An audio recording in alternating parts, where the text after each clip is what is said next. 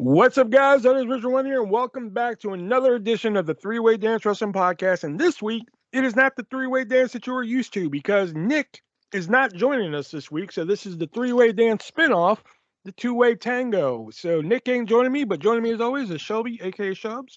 Cementing my lead. I'm gonna figure out how to do an episode where that shit ends. You know, where you It's miss not one. gonna happen. I thought about doing one next week on our off break, but it doesn't look like it's going to happen. But yeah, like I said, Nick not here tonight because apparently his family's more important than us, which I call bullshit. But Wow. yeah. So we were going to do our role-playing episode tonight like we did a couple weeks ago. But since Nick isn't here, that'd be kind of pointless. So we're going to take next week off. And then the week after that, we're going to come back with episode 52, our 1 year's worth of episodes there. So tonight we figured we would just do a retro pay-per-view review, which I was going to let Shelby pick it because I made him sit through WoW. So I was like, pick it. And he was like, let's do a WCW one. I was like, okay. And he was like, well, you know more about WCW, so you pick it. Yeah, well, it's your show, so I figure, I'll let you pick. It's equally your show too, Shelby. We have to keep you happy, otherwise the show ends. Yeah, that's right. So we're going to talk about WCW Uncensored 95, the very first Uncensored, and boy, I have a couple things to say. Oh, yeah. Plus, we're going to talk about some news. We're still going to play our games. We're going to play a new version of It Came From eBay. He Said What? Sports Solicitor Week. We got it all planned here. So let's get right into some news here, and let's talk about the elephant in the room. Let's talk about Kushida. This feels like deja vu. I know, right? It's like we've done this twice or something. Yeah. Kushida apparently said, I wouldn't say he said fuck it, but his contract ran out and he's no longer with the company. So he's heading back to Japan. So yeah, are we going to miss Kushida? Yeah, a little bit. Like, he wasn't going to be used properly there, no matter what. Mm-hmm. If he went up to the main roster, he would have just turned into an Akira Tozawa, some kind of jokey bullshit type thing. So I think he's probably better off. He was a Triple H guy. Weren't they already kind of going that direction with Jacket Time anyway? I suppose, yeah. Yeah, him and Inkman Jiro. I mean, that's what happened when Triple H left NXT. So, well, apparently it wasn't a situation where it was just like, hey, we don't need you no more, or like, hey, I quit, or anything like that. He didn't pull a Tony Storm. It was just his contract was up. And apparently, it's still unclear whether or not he was offered a new one. There was a story recently, I can't remember how long ago, but it was a story recently about, I can't remember if it was AEW or WWE, where they're just like, oh crap, we forgot to offer this person a contract. Yeah. Yeah. And I can see that being with Kushida. They're just like, why aren't you working? And he's just like, my contract ran out. They're like, oh fuck. Laurinaitis just calls him one day, hey pal, where are you? I'm at home. You guys didn't sign me. Oh shit. Oh, damn it. We'll send the contract over. No. No, we're good. I'm going back to Japan. Actually, if he's really smart, he'd be asking for 10 times the amount of money. Just see if they'll pay it. Oh, they wouldn't. No, they wouldn't, but I still would. Yeah. Sure, give me $1 million. Nah, we're good. At least he didn't have to suffer through all the name change bullshit. Hey, speaking of name changes, couple more. Apparently, a new edict was released saying Vince McMahon wants nobody to be using their real name or a name they've used in the indies, unless you're a big star like Brock Lesnar, John Cena, Cody Rhodes, and another one that keeps escaping my fucking head. But those guys are safe from it. But people in NXT were not safe from it. First, there was Raul Mendoza, which apparently was his real name, which I thought that was one of those NXT name generator names. Yeah, right. That does sound very name generator-ish. Yeah. So he's now going to be Cruz del Toro. Casey Catanzaro is going to be Katana Chance, which I like that name. That's a badass name. It's just kind of weird for her. Why is it weird? It's just, I don't know. It doesn't really fit her gimmick. I don't. Well, I mean, she used to be on American Ninja Warrior. Ninjas come from Japan, and katanas are used by ninjas. Hence, Katana Chance. That is a stretch. It's a very big stretch. I like it though. I like the name Katana. It is interesting. Yeah. Yeah. But somebody who pulled the short string, there's a short straw, I should say, was Kaylie Ray, which I thought she'd be a name big enough to keep her name, because longest reigning NXT UK Women's Champion, even though those titles really don't mean anything at the moment. Like, when was the last time Ilya Dragunov defended something? Well, he's been doing it on UK, but that's about it. Oh, okay. See, I didn't know. Yeah. Okay. He defended against Roddy Strong either last Thursday. I think it was Thursday before.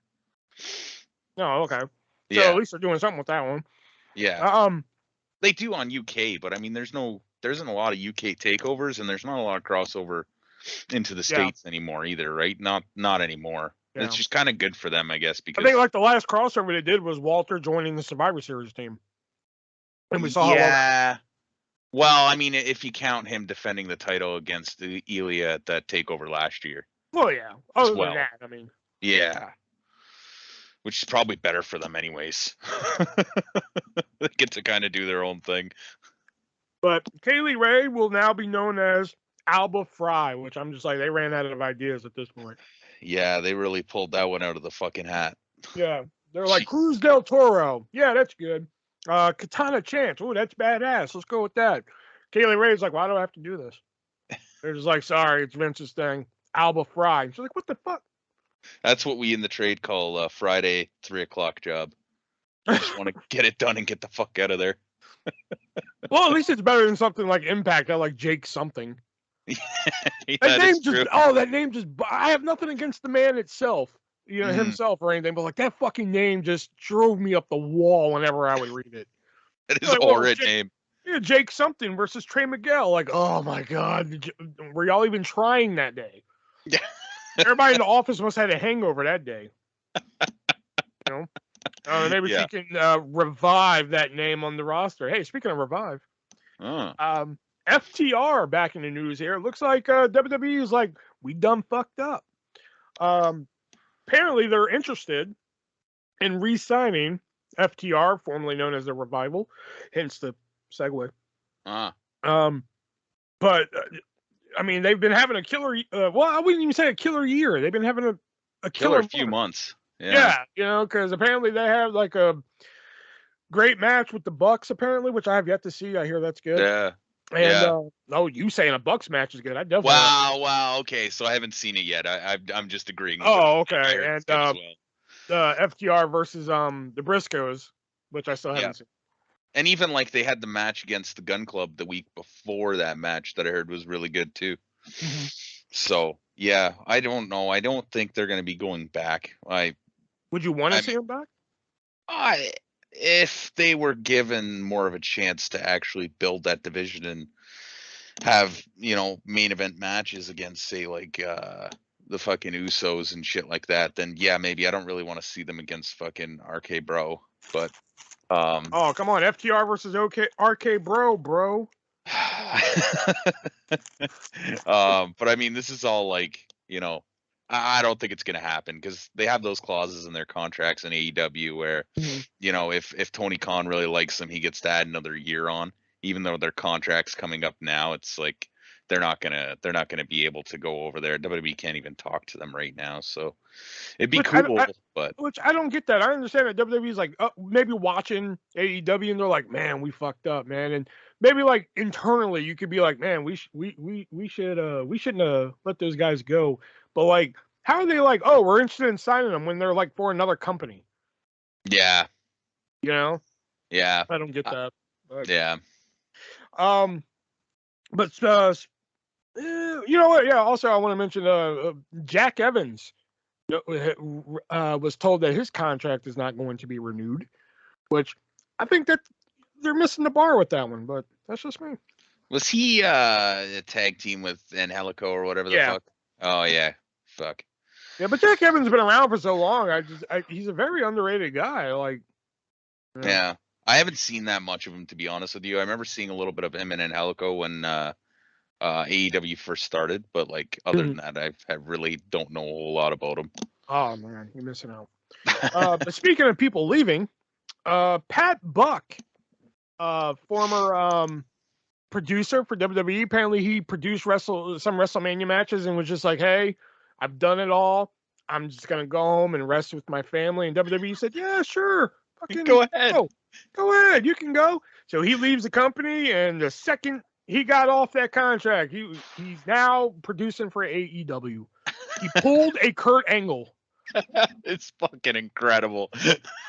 And for those you don't know, when Kurt Angle left WWE years ago, he was just like, "Hey, I just need to go home and recharge and, like get all my injuries and everything." WWE's like, "Yeah, sure, go on, go." And then like 2 months later, he signed with Impact. And this guy produced the Reigns and Lesnar match along with, I think, the Austin segment from the night before.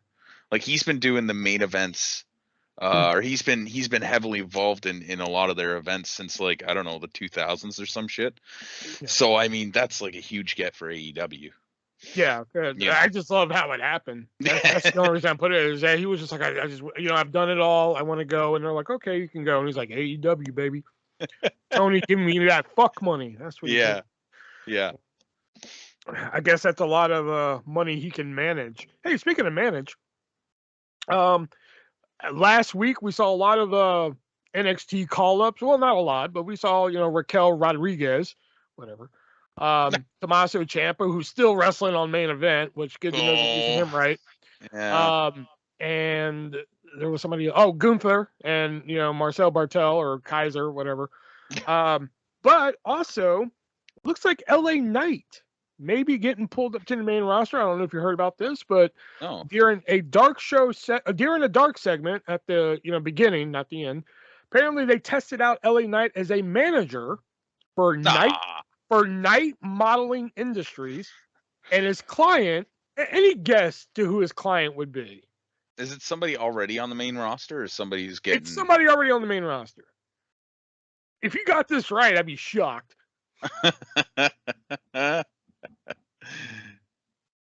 I got Ezekiel. Mace. Yeah, Mace is his first client for Night Model Industries or Corporation, whatever the fuck it was called. I can't remember. Apparently, they're real big on his mic skills, so that's why they want him to manage somebody. Which I'm just like, again, why the fuck did you even hire him? See, so here's the thing, right? And this is why I kind of could have seen Adam Cole being the manager for Keith Lee, because I think all it takes is for them to put him out there and have him do a little bit of talking and then throw him in a random match and then have Vince see that. And Vince might say, "Hey, you know what? He's actually pretty good. Let's throw him in the ring a little bit more often." And then he becomes a bigger star and slides away from the managerial role. So I don't know if I'm necessarily against it. I just don't know if Mace is the guy that I would pair him with. Well, let me answer your question with a question. How well did that work out for Drake Maverick? Drake, I don't think Drake Maverick is the exact same kind of worker. Well, I mean, because when they first paired Drake Maverick with Authors of Pain of all teams, at first it looked weird, like, okay, what the fuck? But then, like, after like a week, you're already used to it, at least in my eyes. I was just like, wow, this actually works. And then once you have Big Show make him piss himself, that, that's good shit, pal. Like, there was nowhere to go but down. Yeah. So, and I guess that would be. I guess having Drake Maverick piss himself would be a super show. Hey, speaking of super show, great segue.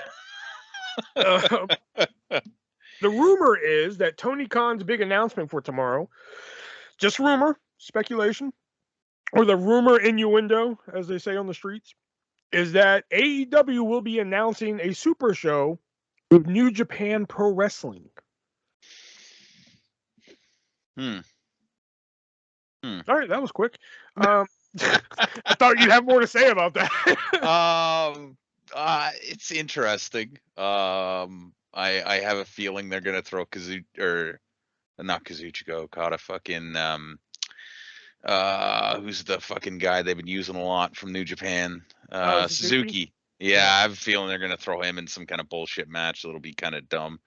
Punk called out Kazuchika, which would be kind of interesting, I think. Well, a lot of people online were saying if they do announce this, they want Danielson versus Okada. Yeah, that'd be good too. Either of the two would be really good, I think. Have they done Suzuki versus Danielson lately? Didn't they? I Could've feel sworn like they did. might have. Yeah. Yeah. Because that was like the free show match they did like back in December, I think. Okay. I'm pretty sure that's who it was. Okay. So yeah, I mean, I guess it'd kind of be reminiscent of like the old WCW New Japan shows they used to do. If you've ever Yeah. seen any of those, you know. Yeah. They're not But on the network, but you know.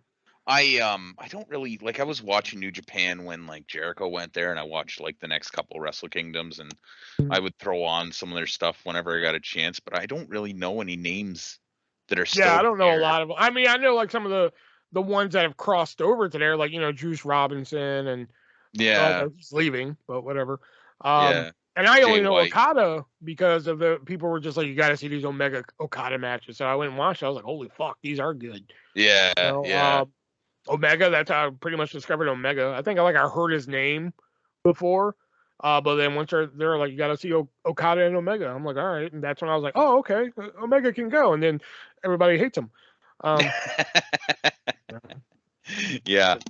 I don't know. I'm kind of over the whole New Japan thing. I'd much rather see a little bit more of Ring of Honor working with AEW than New Japan, but it'd probably be a good show. What about NXT Japan? Are they still doing that? No, they talked about it for a while, but apparently it didn't work out. You know? Yeah, I mean, seeing how well that NXT UK's gone, I'm sure they kind of had second thoughts about And they that. also thought about doing NXT Mexico as well. Ah, yeah, so that makes sense. See, that one's a little bit more doable because at least you're just like south. You know, it's not that hard to get across and like do business and stuff. Like you're not in a different time zone. Like Japan, you're like what, a whole day and a half behind or something from something Japan. like that. Yeah. Yeah, so it's just weird. Yeah, I because guess. I think when they do the rare shows over there, they start at like what, like fucking Fucking 1 11 a.m. or here. something. Yeah, something Yeah. like that. Yeah, it's something stupid. Yeah. All right, so that was the news for this week, and now we're going to move into our games we like to play here, and that is the 3-word dance. And believe it or not, it came from eBay, and we're playing a new version of It Came From eBay because I guess it just drove Nick insane that like you know Shelby would bid $100 and or no, vice versa. Nick would bid like $100 and Shelby would go 99 and the price would be like $70 and he would get it. But I plan to thwart that now because we're gonna play a new version here. I'm gonna give Shelby 3 items, describe 3 items to him, and he has to figure out which one is the most expensive of the 3. And since Nick in here, if you don't pick the 1 out of 3, I'm gonna give the point to him. We're gonna do 3 rounds of this. Okay. Oh damn. All right. So your first 3 are. This is a WWF 1990 sealed Macho Man squirt head. Do you remember squirt heads? Am I dating myself? I don't remember these. It's like Macho Man's head, and it's made of rubber, and there's a little hole in the mouth. So then you just put it underwater, squeeze it, it sucks in the water, and makes like a little makeshift water gun, essentially. Okay, I think Okay. Yeah. All right, your second item is 1991 WWF Boys Underwear, still sealed. And it features Hulk Hogan, Ultimate Warrior, and Legion of Doom on the ass. And your third one here is 1988 and 1991 Hulk Hogan teddy bears. These are simply just teddy bears wearing Hulk Hogan gear. So which of these 3 items is going for the most money on eBay? I'm gonna go with the sealed squirt head gun thing. The sealed squirt head gun thing? Ooh, no. Damn it. It is actually the 1991 boys underwear. Oh God. $84.95. Oh, that's disgusting. Yeah. All right. Damn it. Now, the next 3, again, you're going to have the WWF 1990 sealed Macho Man squirt head, the 88 and 91 Hulk Hogan teddy bears, and now the 1989 WrestleMania 5 Trump Plaza hat. It simply just said WrestleMania 5 on it, Trump Plaza, nothing fancy, just the WrestleMania logo. So which of these 3 are going for the most expensive price? I'm sticking to my guns here. I'm saying the scored head. And you would be wrong. Oh, god damn it. Because it's actually the 1989 WrestleMania Trump hat for going for $80. Fuck's sake. Yeah. All right. I'm going to take away the squared head because you keep going for that. Yeah. So you have the 1988-91 Hulk Hogan teddy bears. You have the... Oh, okay. This is a 1991 Ultimate Warrior chalk. It's Just basically chalk. It's loose with the card, so like it's out of the package, but it still has the packaging. Okay. But it's just basically WWF and Ultimate Warriors like on the package, and it's chalk. Like we're talking about chalkboard chalk. Yeah. Okay. Or the 1988 mini towel featuring Miss Elizabeth. Which of these three are going for the most money on eBay? I swear to God, if it's the Ultimate Warrior chalk, I'm gonna lose my shit. I'm gonna go with the towel. The towel.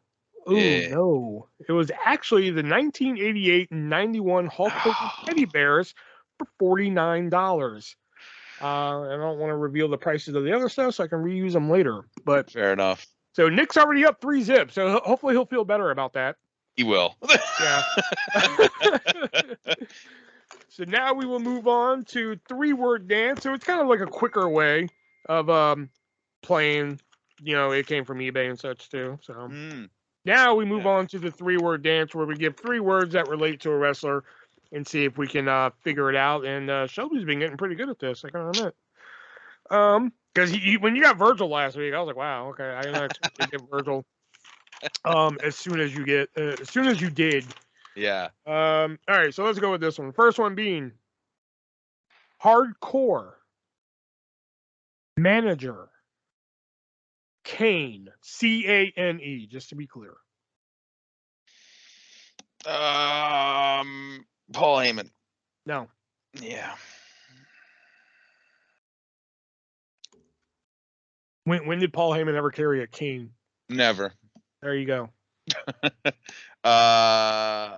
Jim Mitchell? No.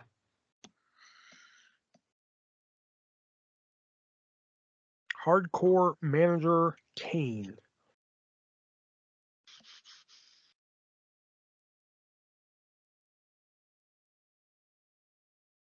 Hardcore.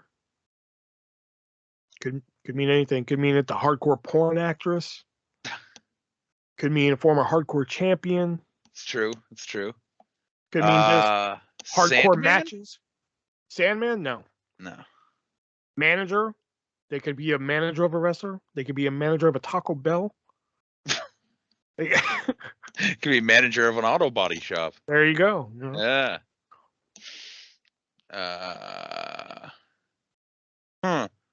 This one's got me. Give up. Hint. Your hint being WrestleMania. Oh fuck! What WrestleMania was it? Was it 17? Yeah, WrestleMania 17. It's not the Godfather. No. WrestleMania 17. I'm trying to think. Pretty sure that's right. Yeah. Oh fuck. Is somebody in the gimmick battle royal? No. Okay. Fuck. Hardcore manager Kane, and your hint being WrestleMania 18. D'Lo Brown. No. I'm trying to think. Was that who the Godfather had a tag match with? That fucking was that 17 that was 15. or 16? No, that wasn't 15. Oh, I'm thinking Test and D'Lo. My bad. Yeah. It was either 16 or 17. I think it was 16 though. Fuck. Hardcore manager Kane. Raven? There you go. There we go. Hardcore because he's former hardcore champion. Manager because he used to be Johnny Polo, and as Johnny Polo, he carried a cane. Oh, that's where I was trying to figure out Kane. Yeah. Okay, your first 3 words are, and I think you're going to get this one pretty quickly. Red, time, Mastodon. Vader. Yes, sir. Yeah. I almost went boogeyman, but then I was like, let me hear the third word. Yeah, that almost would have worked for him. Yeah, almost. Yeah, pretty much. Yeah. Let's. Okay. Your 3 words are truth, as in our truth. Truth. Yeah. Rain. RAIN. Football.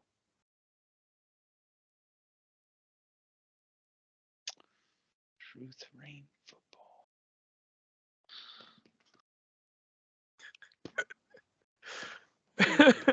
I'm gonna hate this, aren't I? You are. Fuck. That's why I picked it. Fuck.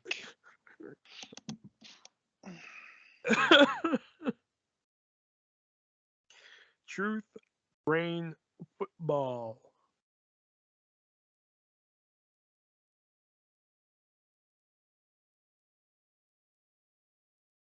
Come on. While you sit there and think, I'm gonna take a bite of my burger here. There you go. Goddamn. See, this is where it's nice to have another person because they can start naming off names that makes you think of things. Truth, rain, football. You can't always rely on Nick. Yeah, obviously, because he's not always here. He's not the only person to be on every single one of these things. Oh God, shut up. Oh God. Hint. Your hint being Titan. Tight.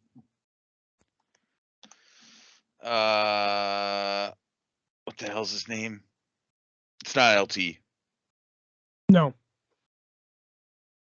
William Perry? No. Fuck, was he in the fucking WrestleMania 2 Battle Royal? Who, William Perry? No, I'm just talking like, is this person? No, this person wasn't in that. Okay. No. Tight. Truth, rain, football, and your hint being Titan. Braun Strowman? Nope. Because he's named Titan or something on the Indies, isn't he? Yeah, that's what Yeah. he goes by now, Titan. Yeah. God damn it. I got nothing. Pac-Man Jones. Oh my God. How the fuck? He teamed with Truth. When he would throw money in the air, he made it rain. Yeah. He used to play football, and he played for the Tennessee Titans. God damn it. You were right. I was gonna hate that. All right, this one I'll be shocked if you get this one.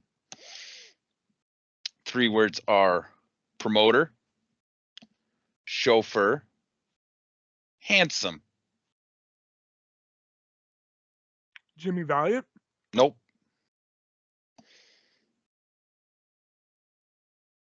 Who used to be? Is it Jim Ross?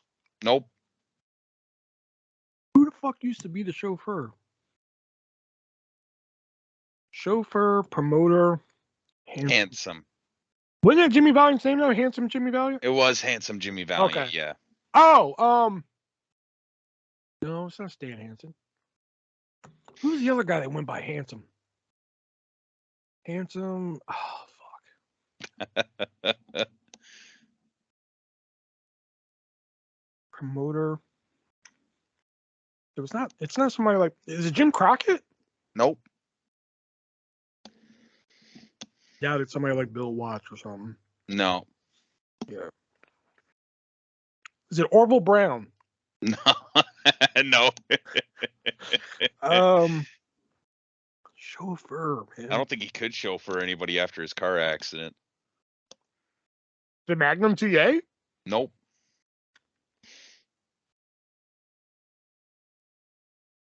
It was a motorcycle accident, but whatever. Yeah. Kerry Von Erich. Nope. Fritz Von Erich. No. Not a Von Erich. Just gonna put that out there. Hint, because I don't have a clue. King. Is it really Jerry Lawler? Nope. Harley Race. Harley Race is correct.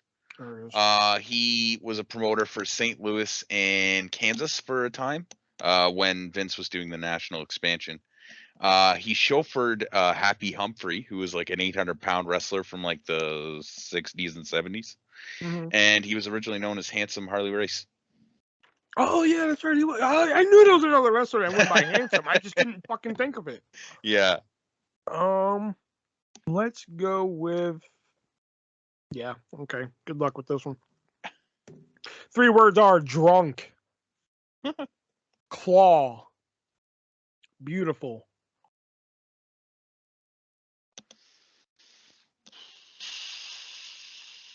Drunk, claw, beautiful. God damn it. Every time I hear beautiful, I think of Bobby Eaton. Not And Bobby. I was going to say, I'm pretty sure it's not Bobby Eaton.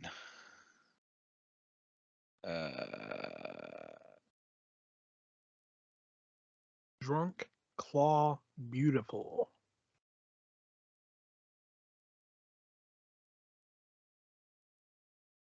Bobby Heenan. No. He was also known as Beautiful Bobby.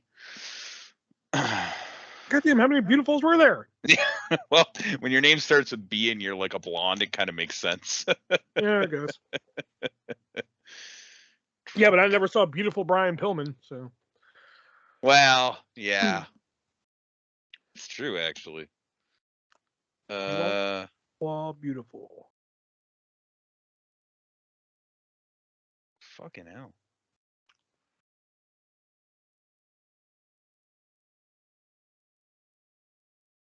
Hint.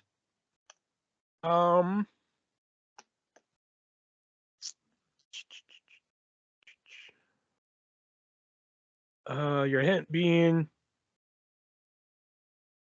tragedy. I think I was a little too vague on that.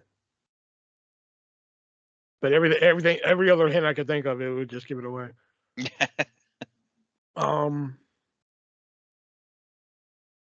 Oh, family tragedy. Let's put it like that. Is it a Von Erich? Maybe. Kevin Von Erich. No. I think he's the only one that didn't die. Carrie Von Erich. No. David Von Erich. No.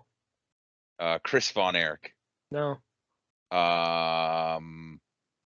Mike Von Erich. No. It's either not a Von Erich or I'm missing a name. You're missing a name. Fuck. It's not is it Fritz Von Erich? No. Okay. Kevin, Carrie, Chris, Mike. Fuck was the other one? They say David. If you did, even if you didn't, the answer's still no. David Von Erich. No. Fuck. Lance Von Erich? No. Fuck me. What is the other one's name?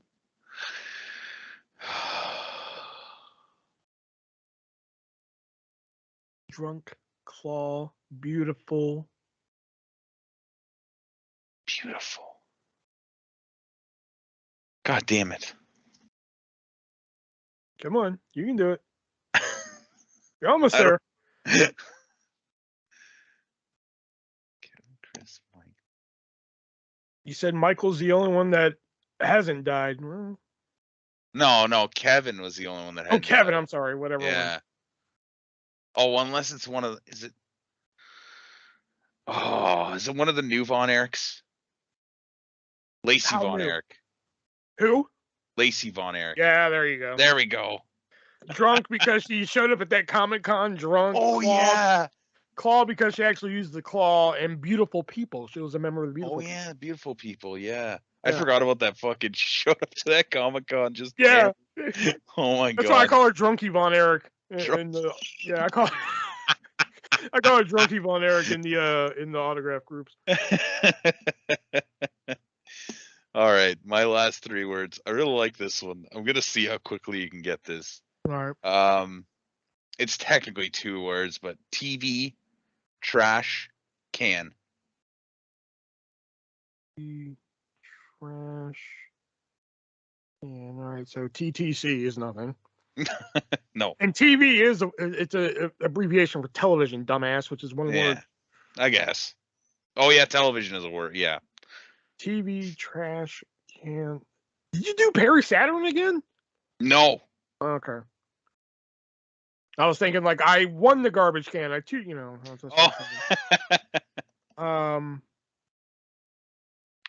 TV, trash. Is it Gold Dust? Nope. I was thinking GTV. TV, trash, and can, and this is supposed to be easy. Yeah, I kind of figured you'd get it pretty quickly, to be honest. Oh man. TV, trash, and can. As in CAN? Yes, sir. All right, just making sure.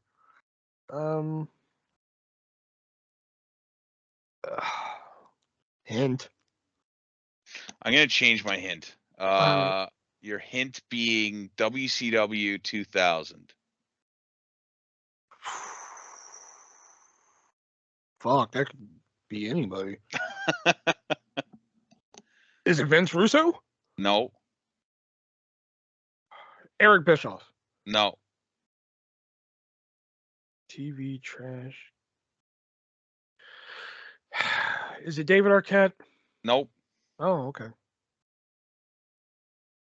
Oh, man. I'm surprised you're not getting this one. TV trash.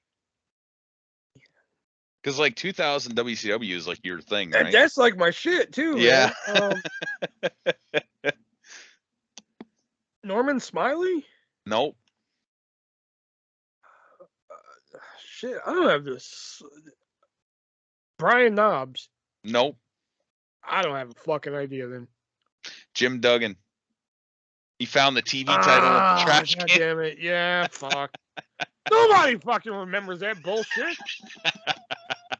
People hate that shit. My hint was gonna be Ho, but I figured that would have been like too giveaway. So I just think that's fucking hilarious. Finds the title in the trash can, and announces himself as champion.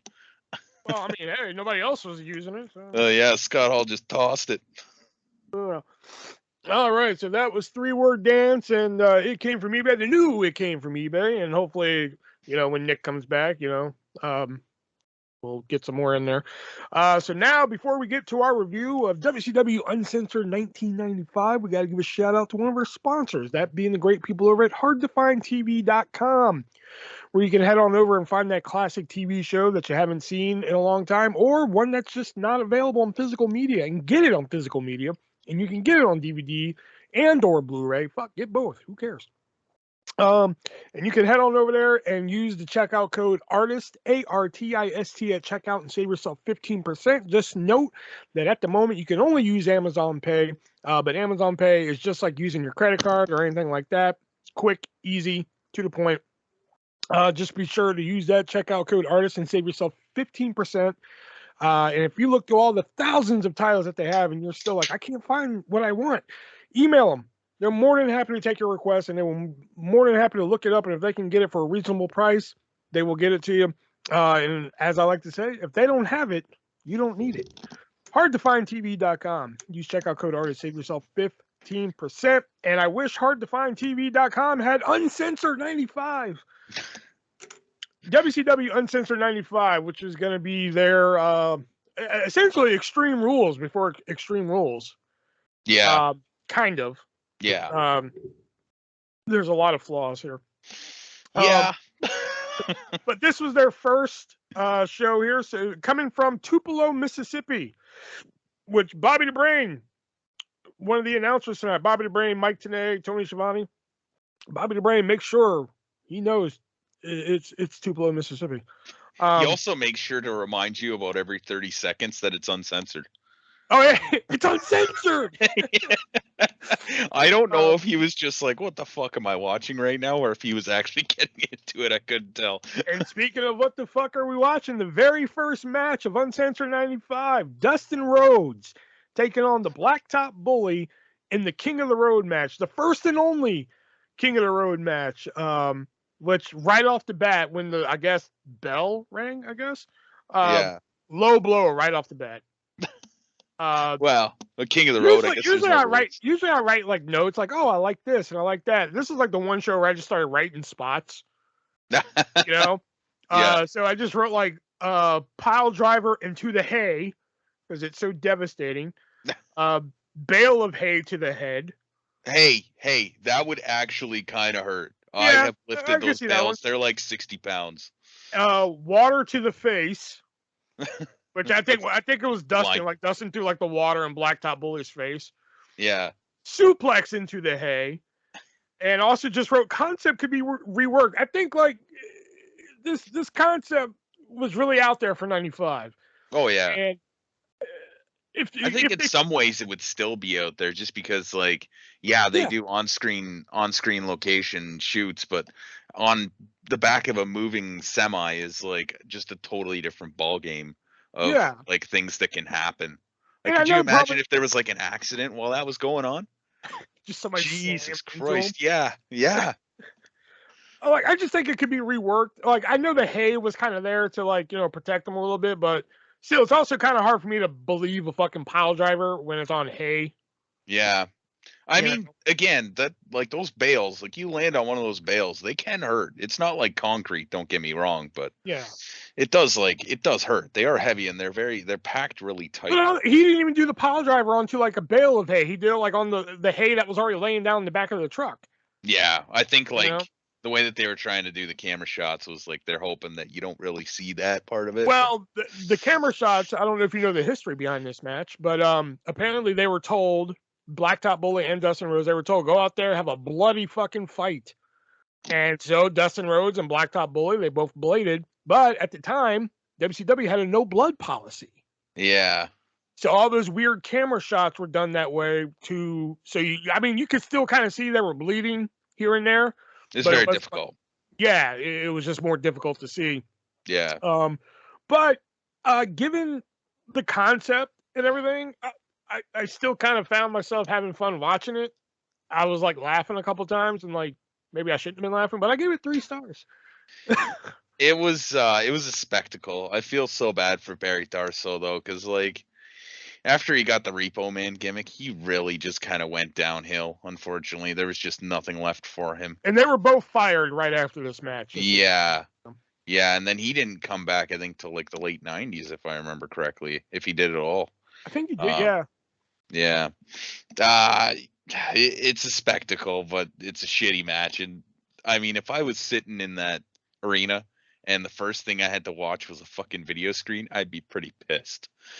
If they were going to put this on, I think it would have been better just but it's before uncensored. The main event. Yeah. Wow, I just spent $100 to be here where I could have just spent $50 at home and got the same experience. Probably a better one. Back in the day, WCW pay-per-views were $29.95. Yeah, exactly. $30. Yeah. I gave it a 2 out of 5 just for the spectacle part of it. Yeah, okay. Yeah. And this is actually one of the rare shows that like I watched everything because I figured 2 hours and 25 minutes. That's an easy watch. Yeah. It's not like WrestleMania where like it's like 9 hours and I gotta I'm like fuck these promos and all this bullshit. Yeah. I'm not watching. This is actually when I watched the show all the way through.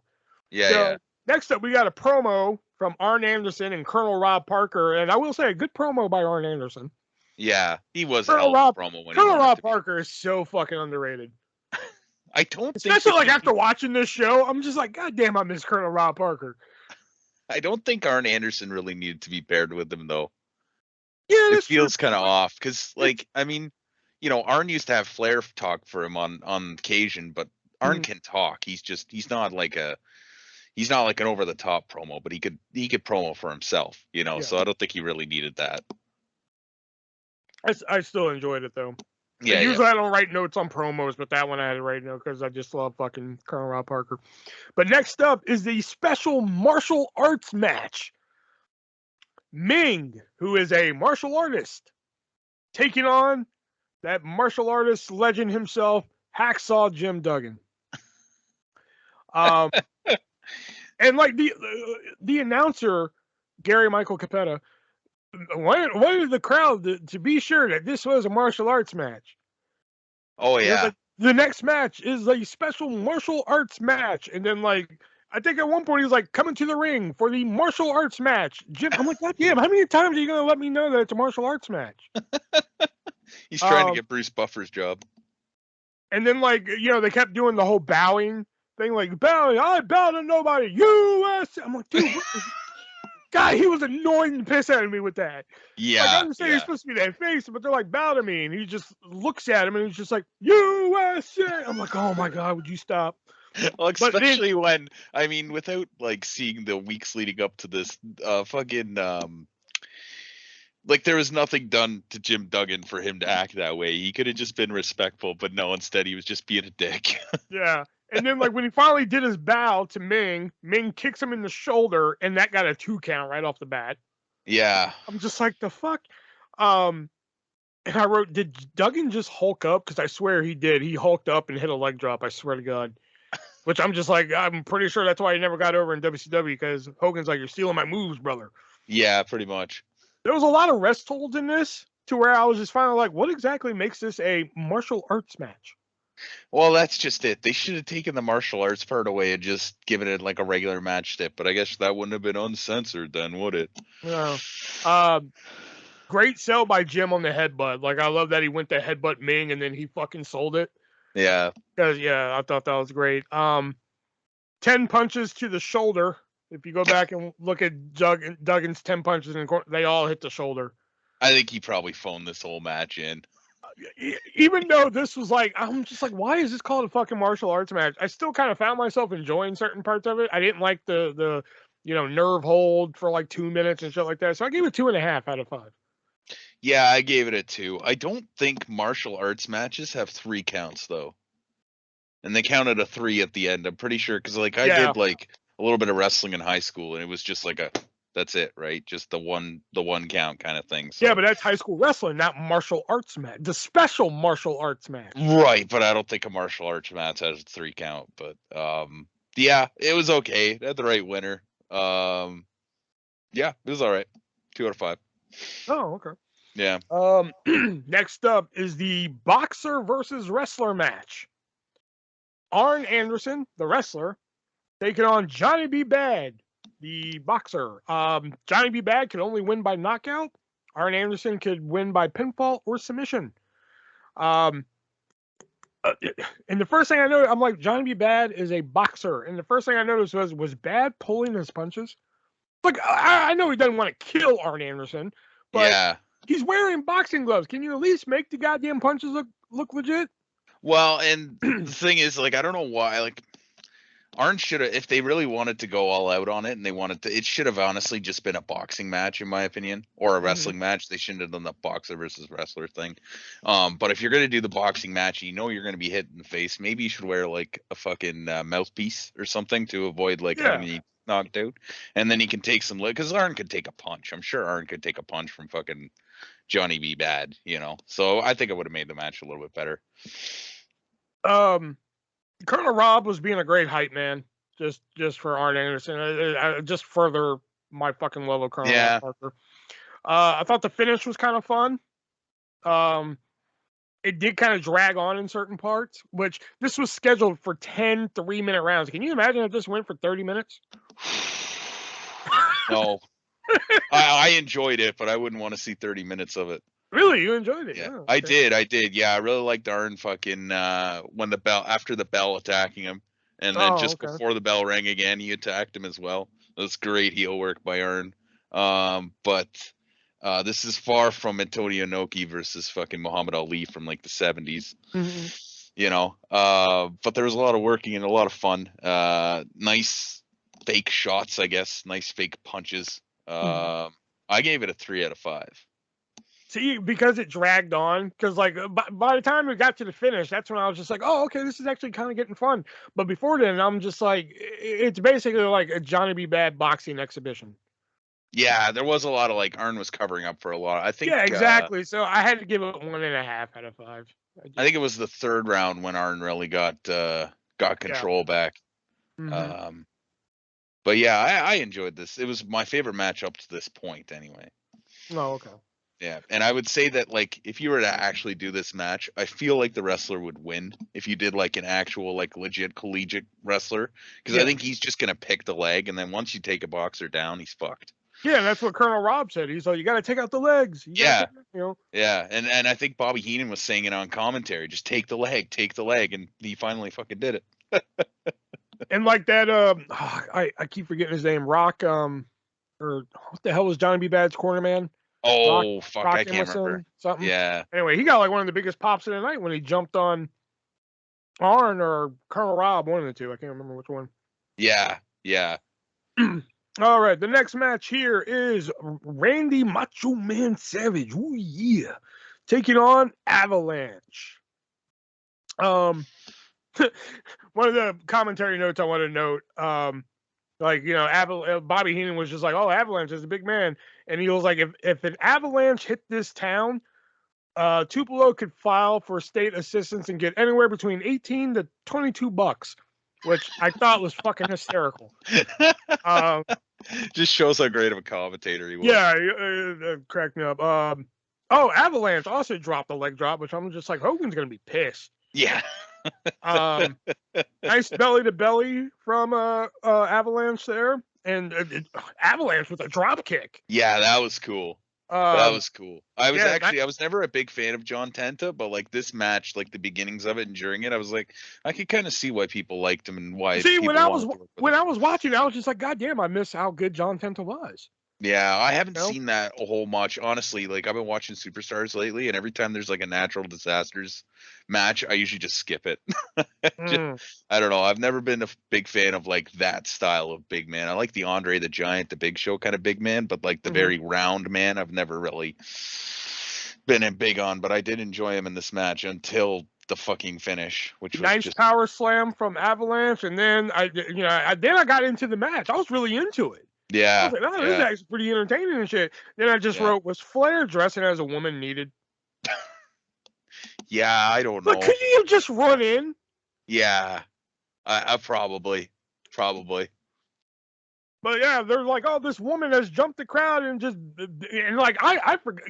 This is the first time I've ever watched the show all the way through, and like I couldn't tell you how long. So I honestly forgot who it was for a second. I was just like, who the fuck is the woman again? I thought it was like Sherry Martel. Once I saw the strut, I was like, yeah. But yeah, I was really enjoying this match until fucking Flair came out dressed as a woman. Because it'd be one thing if Flair just ran out and caused a DQ at Uncensored, which my brain broke here on that one. Yeah. But like, was him being dressed as a woman really needed? And he stays like that almost the rest of the night. He keeps the eyeliner on, the fingernail polish, because he gives a promo later. Yeah, he probably didn't have enough time to really take it off, so he said, "Fuck it." I don't know. I would have given it a 3, but because of the finish, I got to give it 2.5. Oh, I gave it a 1. I fucking hated the finish. This was like it was looking like a good match, and then all of a sudden that happened. Although it did have a cool.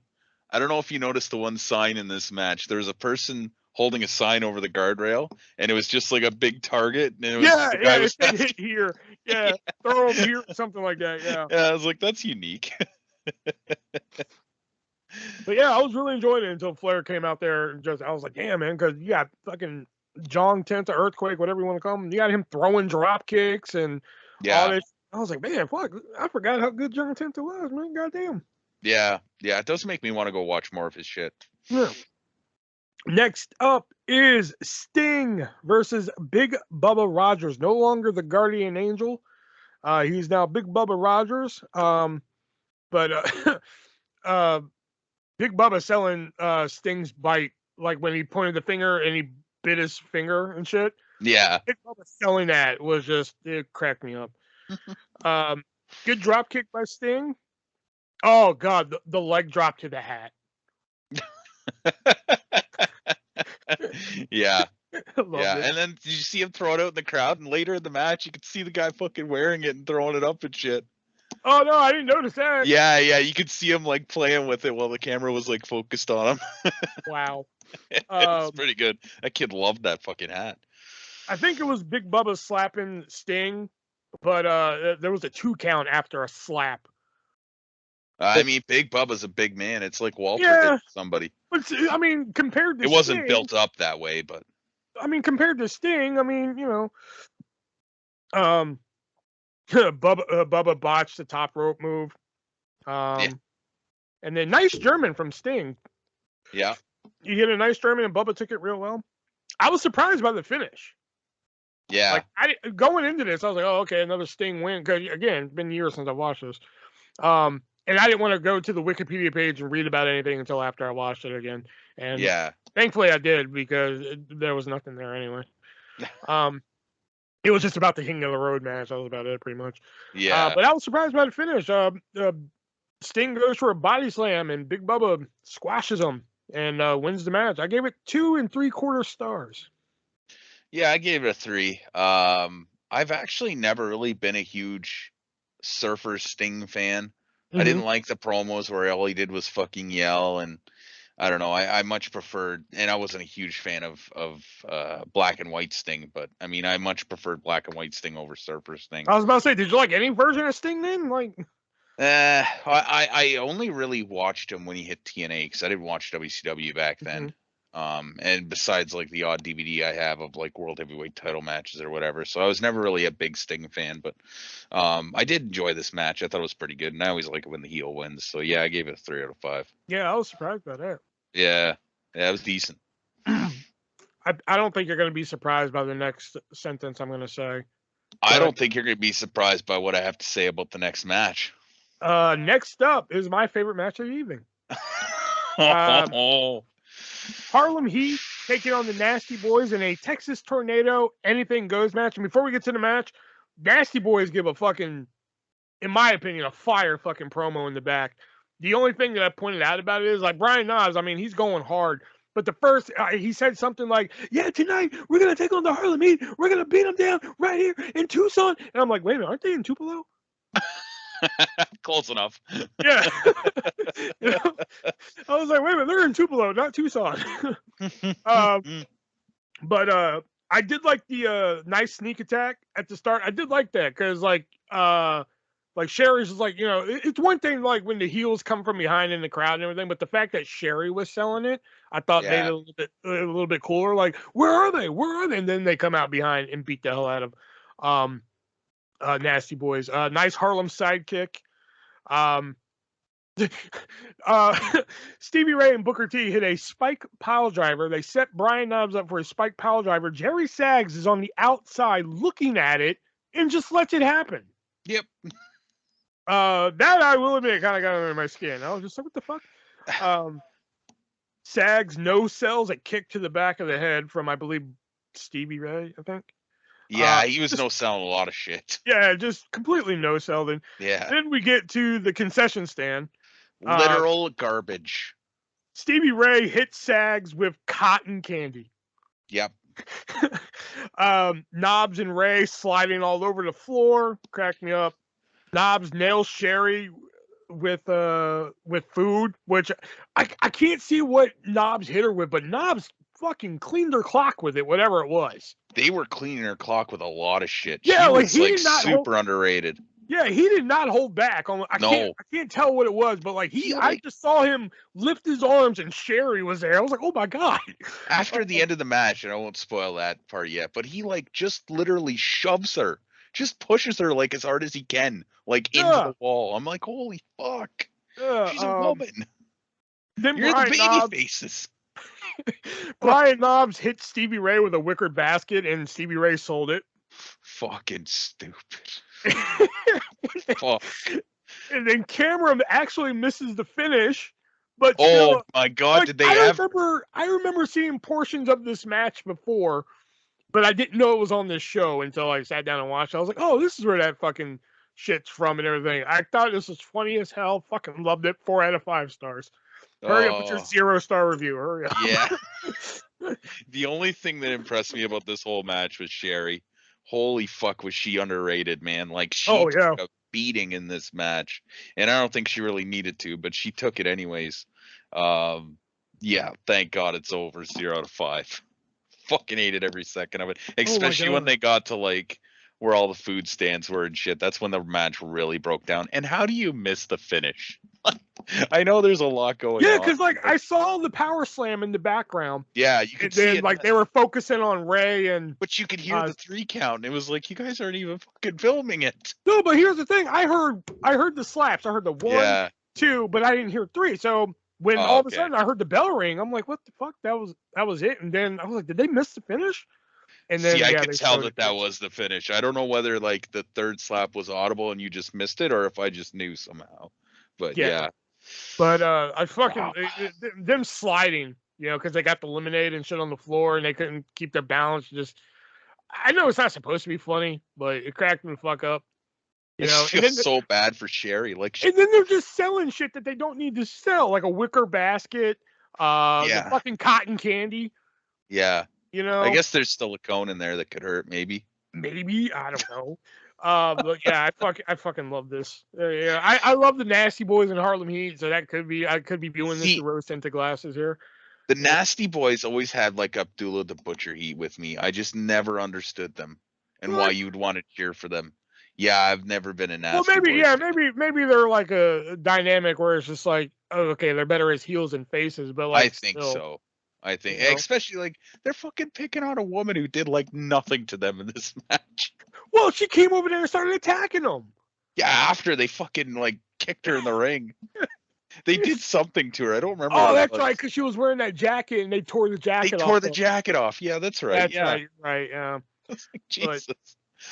But like when I saw Knob just crank back and nail Sherry with whatever it was, I don't know what it was, but I was like, damn, he did not pull that or anything, man. He just like, cracked the shit out of her. Could you imagine Sonny or fucking Sable doing something like this?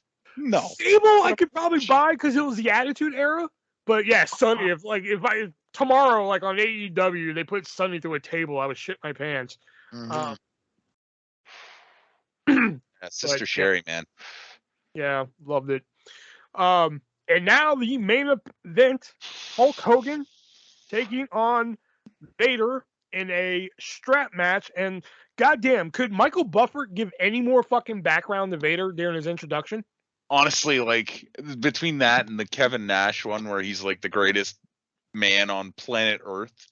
Well, I think that was just, that's just Kevin Nash being Kevin Nash, probably ribbing people. But like Vader comes out and he's just like, and this man weighing 456 pounds from Colorado or Denver, Colorado, or whatever fucking town in Denver, Colorado. He is a former NFL player. He fucking had eggs for breakfast. I'm like, God damn, how much more fucking shit you gonna tell me about him? Yeah, I don't know. I Bruce Buffer had the voice, but it feels like sometimes they just gave him too much shit to say. Oh yeah. It's like just what's the guy's weight? What's his title? What's his name? Where's he coming from? That's all I need. Yeah, that's Michael Buffer, and coming from Denver, Colorado, weighing 456 pounds. This is Vader. That's it. What do you mean? The man who drove to the arena in a Ford Prius. Yeah, oh God, just threw me off the wall. And right off the bat, Hulk Hogan comes out, and just FYI, they've been playing up all night that Jimmy Hart's been kidnapped. Yeah, just FYI. And that his ultimate surprise was the Renegade. Yeah. Which I'll say some shit about Renegade in a minute. Yeah. But right before the bell rings, Vader grabs the ref, pitches the ref outside, and you don't see him the rest of the match. Never comes back. Not even once. That's the earliest ref bump I've ever seen. Yeah, especially for a ref not to come back at all. Yeah, Triple H and Undertaker took liberties with like WrestleMania 17, but this was like something fucking legendary. No, man, Vader just grabbed him, chucked him, and then that was it. That ref was like, "Fuck this." At one point, the commentators were like, "Where's Jimmy Hart?" I'm like, "Where's the ref? Where did he go? He just turned into dust or something?" All night they were asking where Jimmy Hart is during the martial arts match, during the boxer versus wrestler match. It's funny. I don't remember that. I only remember that to this point. Oh God, they mentioned it. I think they mentioned like every match except for maybe Harlem Heat and Nasty Boys, and that's only because there was so much shit going on. I think maybe I was just like shell shocked from how many times they said uncensored. It's uncensored, baby. Fuck.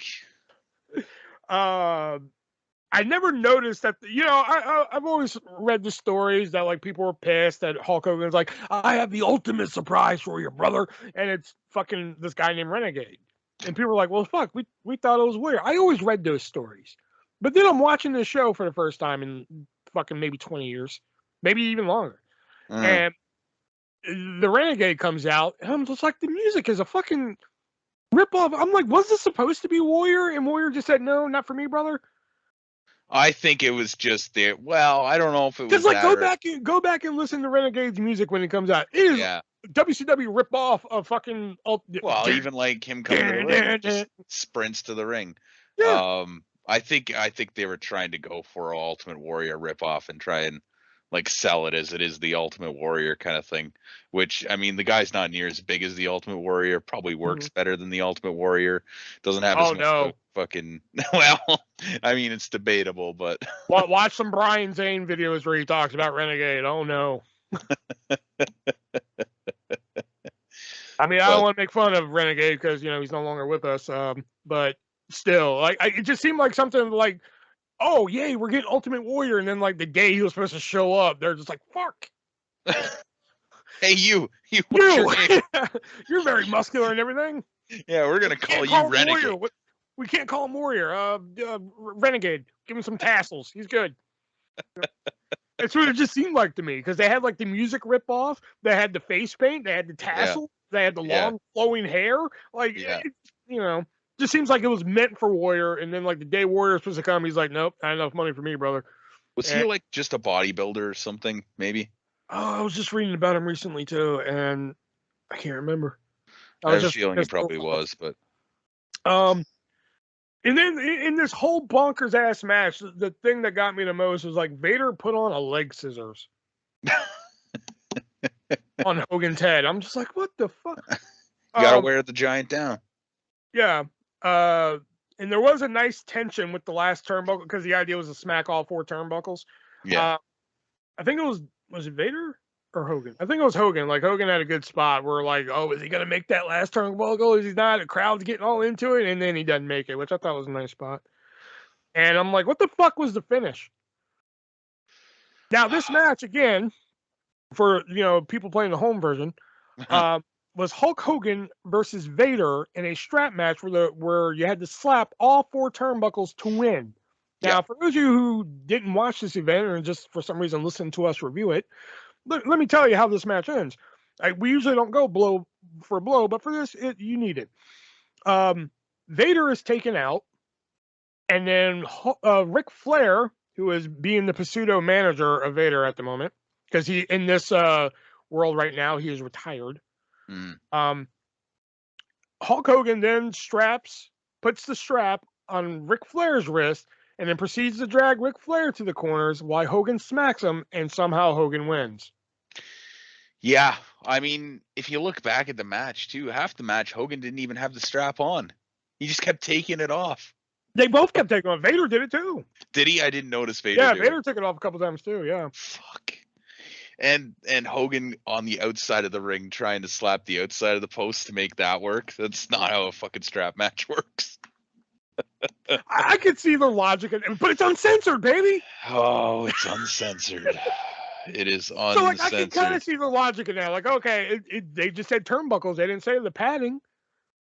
So, like, I can kind of wrap my head around that. But, like, you drag somebody who wasn't even in the match. That's like if I'm going into a one-on-one match with Hogan, and then for some reason I pin Ric Flair and I win.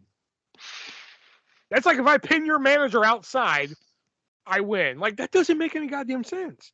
HH, brother. HH. Well, plus, I think it has something to do with Vader, because Vader, was very known to, like, not take pinfall or take losses unless he really respected you and shit like that. Yeah. Ron Simmons got to pin him.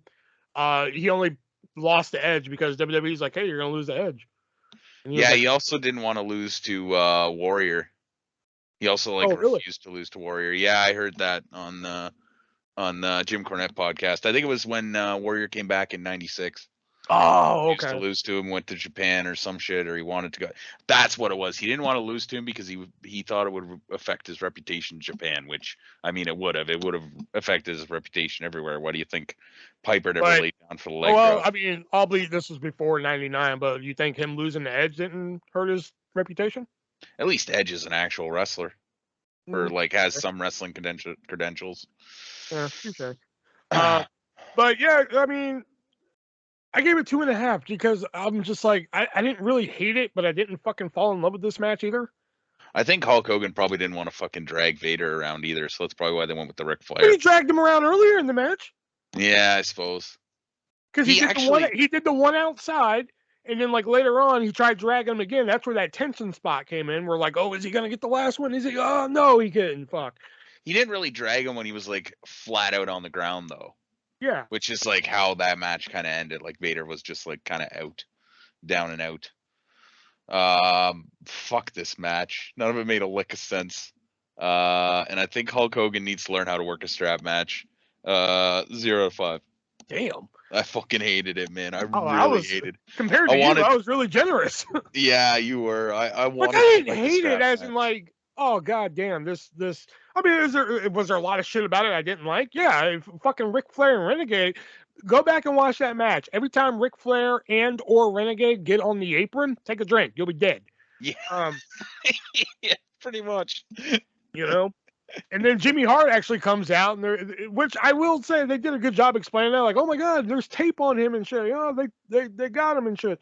Oh yeah, and then there was another masked man. Yeah, I forgot about that. Yeah, yeah, me too. I was trying to forget it. But like even Tony Schiavone was just like another masked man.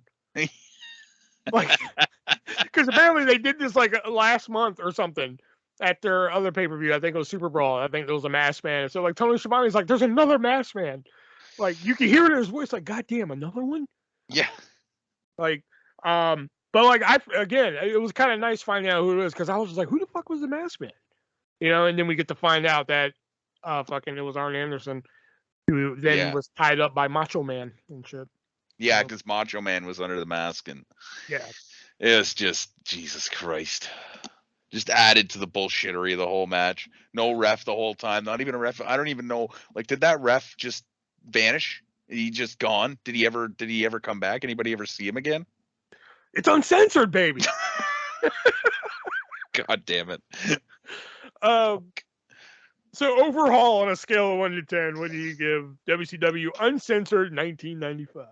This pay-per-view sucked. Honestly, it is somewhere between Wow and the fucking Invasion, because I think this is the third review we've done, right? Third classic review? No, we've done more classic reviews, haven't we? Because the only ones I can think of is Invasion and Wow. We didn't do Invasion. Yeah, we did. We did? Yeah. Yeah, we did like last summer or some shit. No, we didn't. Yeah, we did. I got my notes right here. Hold on. We did Invasion. We did not do Invasion. We did a WrestleMania Invasion. All right, no, we did Invasion from 2001. No, we didn't. Yeah, because we were talking about Lance Storm and shit. Well, I mean, it's not uncommon for us to talk about Lance Storm on a wrestling podcast. Lance Storm, Mike Awesome. Hold on, this is bugging Tag me. Match. Oh no, that's Invasion WrestleMania. All right, hold on. The wrestler. Hold on, I'm looking through my notes here. Hold on. I write down every fucking show we do. So. Yeah, I have mine somewhere too. Okay, here is Extreme Rules. This is where. Oh, I'll be damned, we did do it. Yeah. October 5th. There we go. So it wasn't that long ago. Yeah. It was a while ago, but you did do the show, huh? Yeah. I honestly forgot. I was like, damn. I was like, no, we did not do this show. What the fuck are you talking about? Like, yeah, I'll be damn. Here are my notes right here. Shit, I'll be damn. Okay. The spectacle of the transport truck match was all right. The boxer versus wrestler was decent. Sting and Bubba Rogers was all right. Other than that, it kind of sucked. DQs where there shouldn't have been. The whole pay-per-view was supposed to be no DQ. But it's uncensored, babe. But it's supposed to be no DQ, no count out. Oh, and then shitty matches on top. I gave it a 4 out of 10. See, I had a 4 at first, but then I was just like, rose tinted glasses. I guess I upped it to a 5. Fair enough. I can accept the 5. I couldn't accept anything more though. I would probably lose my goddamn mind. Oh, in that case, 10 out of 10. Yeah, 10 out of 10. Strictly for the fucking Texas tornado. Yeah, the King of the Road match. I thought, the concept could be reworked today. I think it could work today if you rework it some. Yeah. The martial arts match just made no fucking sense in my brain, even though I gave it 2.5. Boxer versus wrestler just dragged on. And yeah, I love the fucking tornado tag, false count anywhere match. Fucking love that match. That was fun to watch. Fun fact, I have had a King of the Road match with myself. Uh-huh. I rode on a hay wagon on the top of a hay wagon going down the road when I was a kid. Were you beating shit out of yourself while you're doing it? Like, maybe. Okay. Fair enough. So yeah, that was our review of WCW Uncensored 1995. And until the next classic pay-per-view review, which I guess we'll have to let Nick pick. Yeah. I think it's only fair, He'll probably choose an ECW one. No, I don't think he will. I mean, I couldn't really think of one that I'd want to watch because, like I was telling you, like a lot of the wrestling that I like from like the 80s and stuff, they aren't really pay-per-views per se. They're more or less like the odd match on a show rather than like a pay-per-view. But I don't know. Maybe I'll think of another one. I don't think he's gonna pick a ECW one. I mean, this was our first WCW pay-per-view because we did. Okay, so apparently we did do one Invasion. We did WrestleMania 31. Oh, yeah, duh. We did Royal Rumble 2022. 2012. Yeah. That was the one we did. Yeah, I was forgetting about those two. Yeah. Which is funny because those are the more recent ones we did. I know, yeah, that's funny too because we just did WrestleMania 31.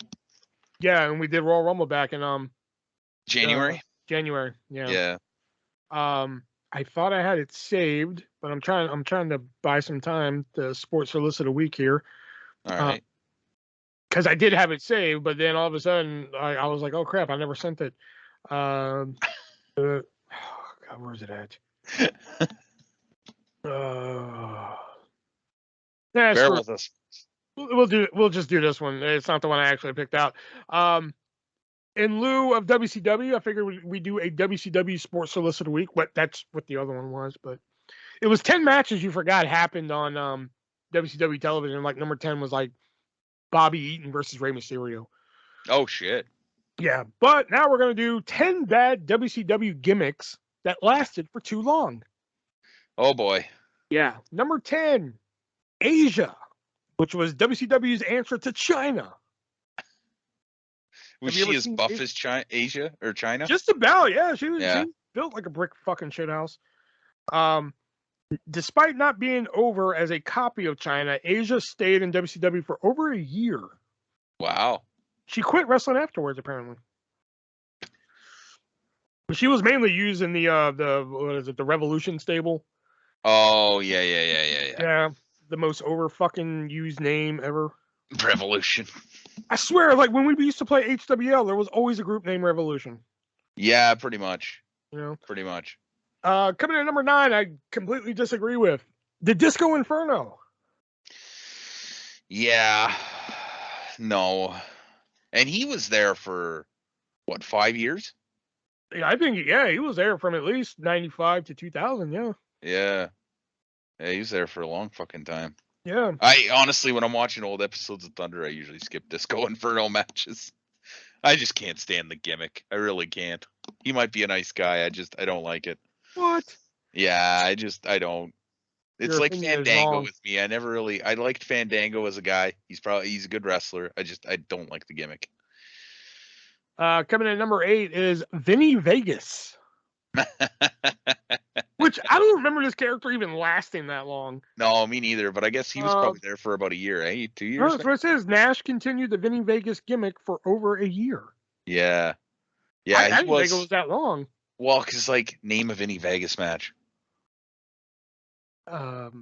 Yeah. Fuck. Exactly. I like the character. I like it. Yeah. Coming in at number 7, hey, what do you know? It's our good friend the Renegade. Yeah, rip off of the Ultimate Warrior. No wonder why it's one of the worst gimmicks of all time in WCW.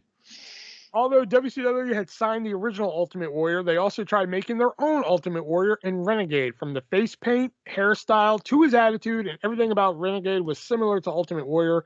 It was certainly the reason the gimmick was disastrous and the crowd constantly rejected him. They should have made them a tag team. The Renegade Warriors. Wrestling fact of the week coming up after this is going to be about Renegade. I got something for you. Ah. Yeah. Coming in at number 6, the Kiss Demon. Yeah. Yeah, they should have killed that once they knew it didn't work, but they were contractually obligated to put him in a quote main event match. So they when they did Vampiro versus the Demon, they had to classify it as a special main event just to get out of the contract. Didn't they do Vampiro versus Demon in like a fucking casket match or fucking... Yeah, it was something like that, graveyard match or some shit. Yeah, at the same show. Was it Bash? That was the match that they had to classify as special main event so they could get out of the contract with Kiss. That's amazing. This is another one I didn't know lasted this long, but Big Josh, aka Matt Bourne. Yeah, that one I've heard of. I've never really seen though. Yeah, he's like a lumberjack. Yeah. The lumberjack gimmick wasn't at all entertaining. The only exciting part of his gimmick was the entrance, as he would make his entrance with dancing bears. And no, not the dancing bears that we see on Pornhub. Big Josh survived a year before he left for WWE. See, again, I didn't know that was that long. No shit. Oh, number 4, Oklahoma. Oh, God. Yeah, that might as well be number 1. Pinata. Okay, sorry. I've always said that, like, was it a needed character? No. Could they have dialed back on the Bell's palsy a little bit? 100%. Yeah. But like, at this time it was WCW 2000, right? But that's the reason it gets the whole bad rap, really, is because of the Bell's palsy part. Yeah. Right? Like, if it wasn't that, then other people might have found it funny. I think Jim Ross said he didn't find it that offensive. Oh, wow, really? Oh. Yeah, I think I heard him talking about it with Conrad. Yeah.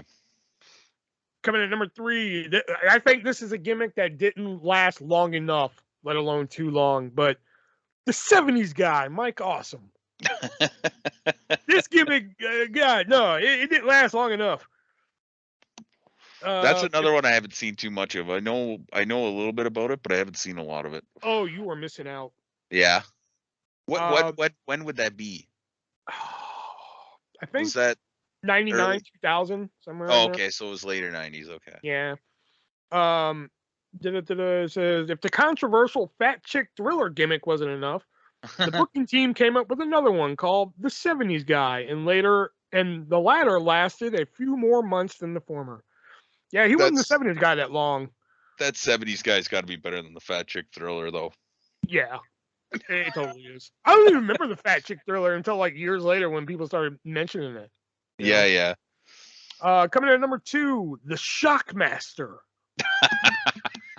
Okay, he was worthy of getting number 1. Shockmaster tripped during his shocking. Oh God, whoever wrote that. His shocking entrance and fell to the ground. As he accidentally fell, he revealed his face right after that embarrassing debut. WCW shouldn't have continued the gimmick, but they did for a little while. They actually even tried making the falling thing part of his gimmick. Yeah, which was probably a mistake. They should have just stuck away from that. Yeah. Just go the complete opposite direction. Fuck. And if you had to think of a crazy WCW gimmick that could be number 1, what would you think it is? There's only one other. Well, there's 2 other gimmicks that I could think of. Okay. I'm gonna go with 7. Really? It only lasted one night, and you think that lasted too long? Well, okay, that's a good point. So the other one, I don't really know a whole lot about it, but the only other WCW gimmick that's coming off the top of my head is the Maestro. No, number 1, Glacier. Oh, fuck, Glacier. Glacier, yeah. Let's see. Glacier's gimmick was straight from Mortal Kombat, with the character obviously inspired by Sub-Zero. However, the gimmick just seemed like a cheap copy of Sub-Zero, and fans failed to connect with such a character despite all attempts. Even though Glacier had failed to reach expectations and wasn't anything more than a mid-carder, he lasted around 3 years. Yeah, that is impressive. And I feel like there's probably better Mortal Kombat characters you could have actually fucking used than Glacier being fucking Sub-Zero. But well, like they had all 4 of those guys for a while because like Mortis was, something ripped out of Mortal Kombat. Ernest the Cat Miller and Wrath. They were all based on Mortal Kombat characters. I didn't know Ernest the Cat Miller was. Yeah, because that was the early feud. It was Ernest the Cat Miller and Glacier taking on Wrath and Mortis. Oh, that was like the whole thing. That's why Mm-hmm. And your fact of the week, going back to Renegade here, since Nick isn't here to give you a fact of the week. Your fact of the week, when as we talked about numerous times already, Renegade was obviously an Ultimate Warrior ripoff / clone, whatever you want to call it. Well, he was actually still working for WCW when the real Ultimate Warrior was signed to WCW, and Renegade was actually the stunt double for Warrior when they wanted to put Warrior in multiple places. Oh, that's unique. So in a way, he still got to be Warrior in a way. Yeah. Well, good for him, I guess. Yeah. Yeah. And you know what? There was actually, damn, I should have got this ready beforehand, but I believe it or not, I actually found more questions from Tony that we did not answer. Oh, really? Yeah. So like, let me pull those up real quick. Yeah, for sure. And then we'll if I can find them, we'll do Tony's questions and we'll do he said what. But first, before we get to that, we got to talk about another one of our great sponsors. And hey, Shubz, do you like drugs?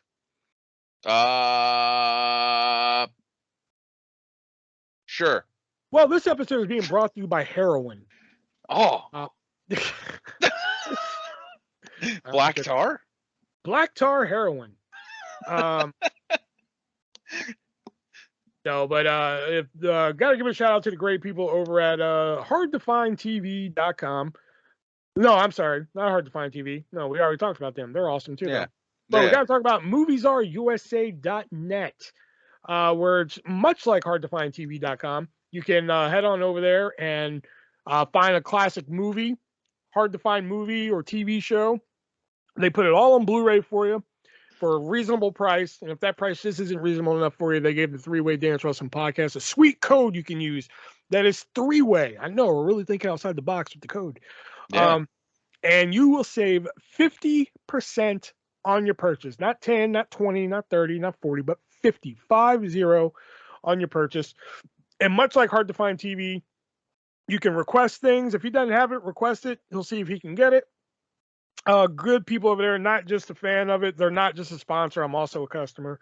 Bought in some great movies off of them. I mean, you can get the King of the Hill complete series on Blu-ray. You can get the little known movie, Meet the Applegates, which if you know anything about that, that's a good flick. Let's see what else is here. I have some moviesarusa.net next to me. Fresh Prince of Bel-Air, all on Blu-ray. Over 2,000 titles to choose from on moviesarusa.net. So head on over there. Let them know that the Three-Way Dance Wrestling Podcast sent you. Okay, apparently it wasn't a list of questions from Tony. Apparently it was only 2. Oh, okay. The first one is who has your personal favorite entrance music? Ooh. He's the body, he's the body, he's the body. Okay. Currently, I don't know off the top of my head, but I would say recent, probably the Undisputed Era. I really love that theme.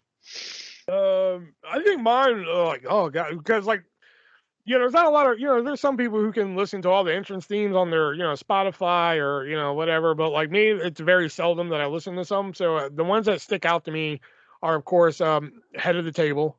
Roman Reigns is his new one. What is it? Top 1% for EC3 when he was in WWE. That's fire right there. I blared. That's how you used to blare the Undisputed Era in your car. Yeah. That's the one I would blare in my car. Top 1%. Yeah, That's a good one. That's a good one. Top one. If you go back, O Radio, the original O Radio. Oh, radio. Not the ones where they're just like, woo, woo, woo. You know it, bro. Oh, right. No, that one sucked. Yeah. And SOS by Oh, yeah. Stinson. That was a good one, too. Mm. And of course, Land of the, what is it? Land of the Five Rivers? Is that what Great Khali's called? Something like that. Let me see real quick. Let me rock not rock a wiki, but let me rock an Apple Music here. The Great Khali. Oh, nope. I hope I spell his name right. There we go. Oh, yeah. Land of Five Rivers. Yeah, that's what it is. Yeah, I was close. Yeah. Well, because apparently that's Land of Five Rivers, stemming from the Persian word. Nah, never mind. It has something to do with Punjabi anyway. Ah, okay. Yeah. And the other question is, what is your favorite episode of the podcast you guys have done? Ooh.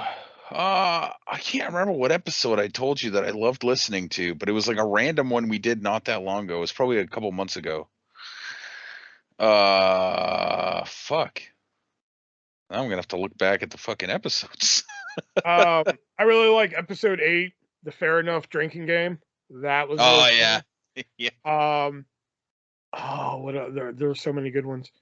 There are. There's moments in some of them, right? That are. I mean, call us biased, but we happen to like this. Yeah. Hence why we do it every week for like 50 views and don't get paid for it. Yeah. Yeah. Exactly. But yeah, Fair Enough drinking game is definitely up there. I think the Watch Your Mouth episode up there. I like the trivia nights that we've done. They're a lot of fun. Yeah, those are kind of fun. Yeah. Yeah, because we all get a little bit involved on that. And the drafts, I think, are kind of fun. Yeah. The draft ideas, though. The drafts are more fun for us, I think, than like the listeners. Probably. They're just like, oh God, who are they going to pick now? Yeah. Which is probably why last week's episode is not doing too hot. Yeah, I would think so. But I figure Ring of Honor was in the title, so Yeah. But yeah, if I had to pick a favorite, probably the one I laughed the hardest on was the Fair Enough drinking game. I just remember laughing like hysterically during that episode. I don't remember that one. I might have to go back. And listen to that was the one where we're like, every time you say fair enough, take a drink. Yeah. Like during the show, you'd be like, oh, okay, fair enough, take a drink. Yeah, I remember that part of it. I just don't remember what else happened. There's other shit in there. I know. I don't remember anything off the top of my head, but I just remember laughing a lot through that episode. But yeah. All right. So now let's move on to He Said What, which is our Watch Your Mouth inspired episode game that we like to play here on the three-word dance or three-way dance, whatever our show's called. Yeah. I mean, shit. At this point, the show could be called "Fuck Me Silly." Nobody would still listen. Nobody would listen for sure. Hi, welcome to another edition of "Fuck Me Silly." I am, So I have a couple categories here. 1, 2, 3, or 4. 3. 3. All right, we're doing match types. Oh boy. Match types. Here we go. That was not a fucking strong point of mine when we did this one first. How? Hell in a Cell? No. How? Kennel from Hell? There you go. Kennel from Hell. Okay. There we go. All right. Oh yeah, I forgot I gotta keep this in. I had our hair. Oof. Oof. I know that. Fuck. I had our hair.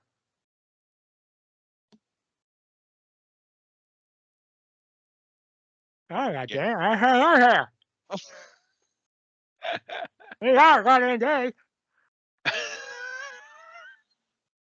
What? I had our hair. I gotta show you suck. Rude. Very rude. Again? I had our hair. Asar or Ser. Yeah, there you Yeah. I had our hair. it's not Money in the Banks. Sells. Cage. Oh man. I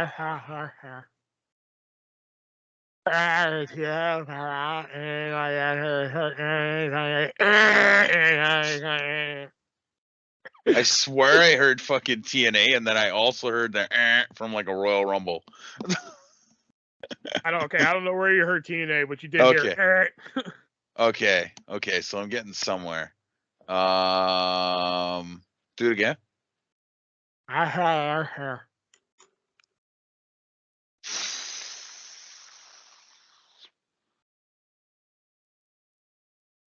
don't think you watch this a lot, so. Oh, is it like fucking? Would it be like a Lucha Underground match? It is. Yeah, I probably won't get this. It's Aztec Warfare. Oh, I think I have heard of that though. Yeah. And now I can hear you saying it. Yeah. Okay. All right, here we go.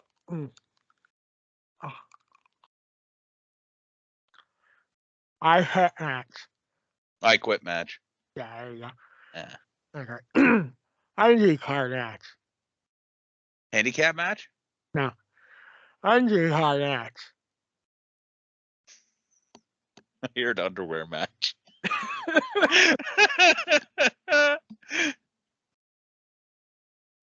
Undercard match.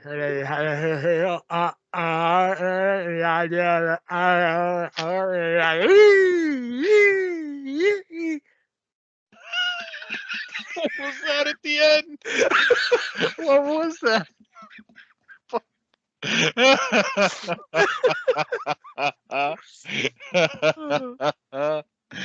Oh God. Undercard match.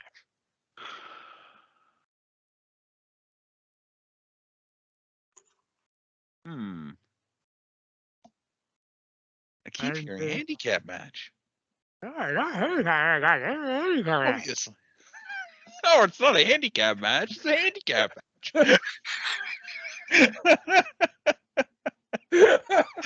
Oh. Undercard match.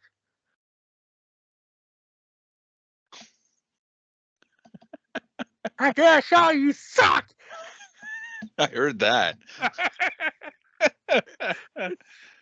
Oh, okay again. Undercard match.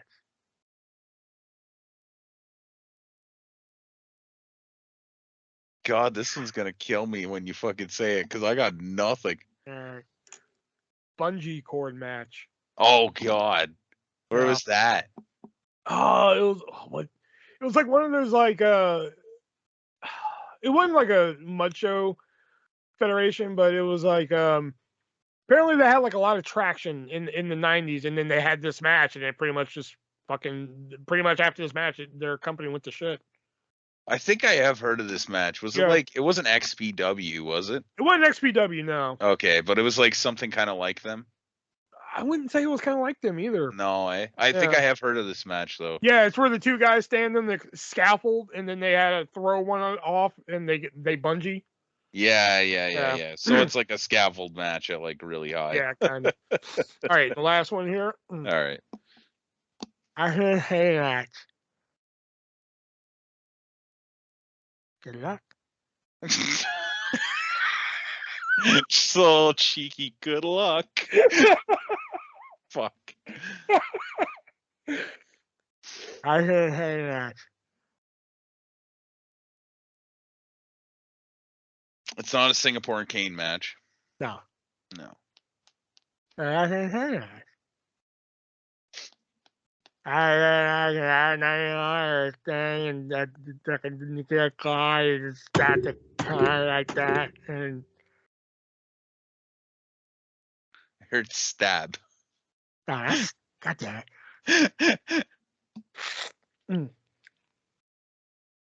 I hate that. This guy actually uncensored. I hate and go man. Yeah, because I understood any of that. Jesus Christ. I got fucking nothing. Russian chain match. Oh, Russian chain match. Oh, fuck. Russian chain match. Oh, goddamn. All right. I have 2 lists of 5. Do you want number 1 or number 2? Oh, let's go number 2. Number 2 is WCW pay-per-views. Oh, okay. I should clean sweep these. Especially because, like, I don't know. I'm starting to think this might be too small for my mouth. Maybe I just have like maybe I have like a abnormally sized mouth because I was putting this in right. You guys still can understand me, so we'll see how this goes. All right. All right. I got. Good? Starcade? No, I haven't said it yet. Oh.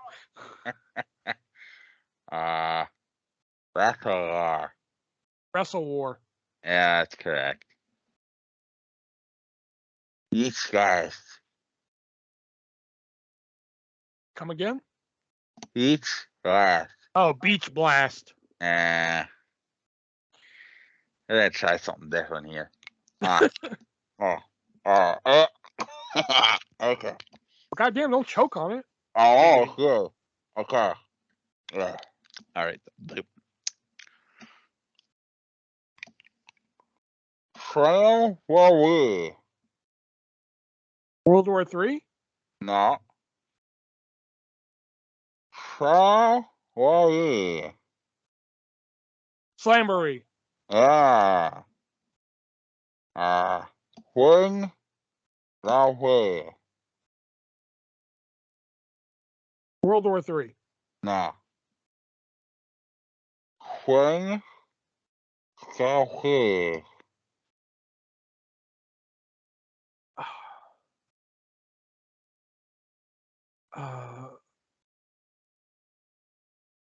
Fuck. Starcade?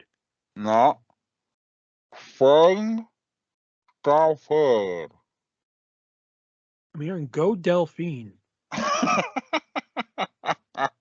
I'm trying to think what WCW pay-per-view would match that, but When War. ah, Spring Stampede. Collision in Korea. Collision in Korea? All right, so that made it a little bit more difficult, but it's very uncomfortable. Yeah, that did. All right, 1, 2, or 3. We'll go 1. 1. Catchphrases. Oh, fuck. All right. These can go either way.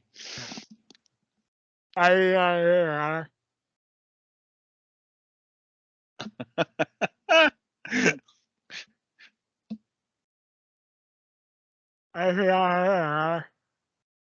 Oh, God. He's about it out of it. No.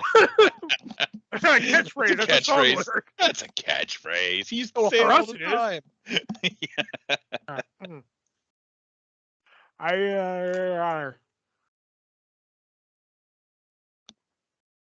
Oh, fuck.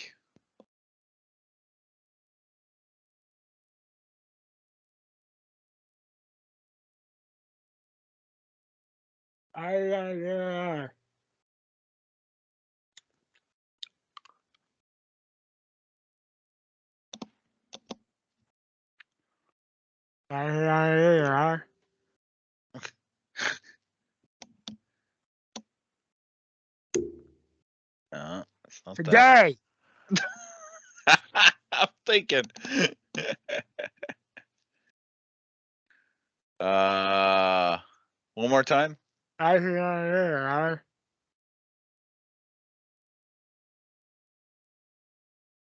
got nothing, man. What you gonna do? Oh my God. What you gonna do, brother? Shit. Here's another one. That was an easy one. Yeah, exactly. Yeah. Okay.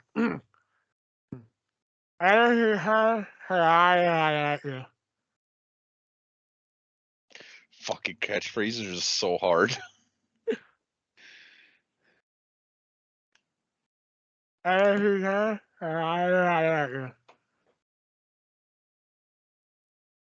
My name is Finley, and I love to fight. The fuck are you hearing? All right.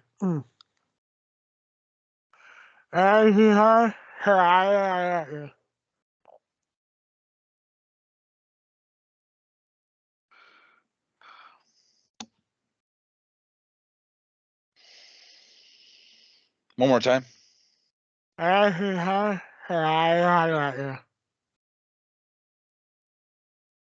God damn, you're gonna get me on these ones, man. I got nothing. Win if you can, survive if I let you. Oh my god. Fuck. I think the next three are kind of easy though. So. Okay. Well, hopefully. Say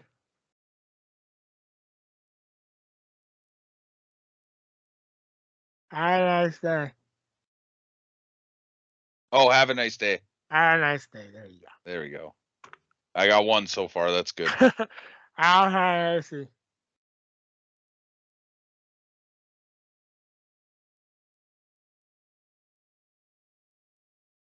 Say that again. I'll see.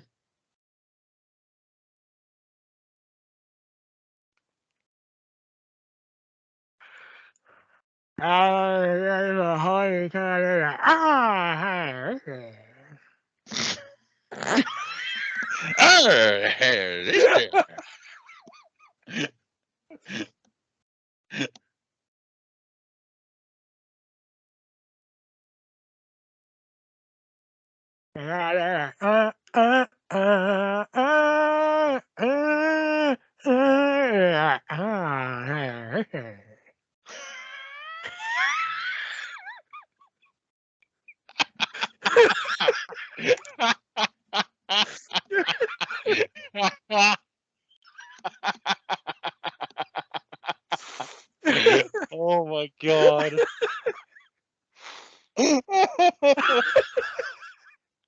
Oh. Oh. Again? Yeah.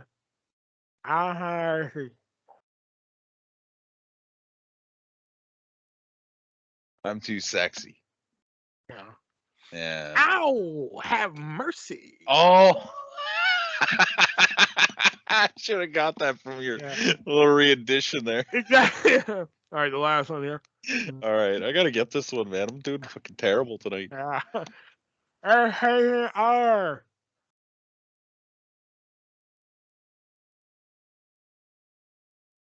Oh, come on. Can I get an R? R.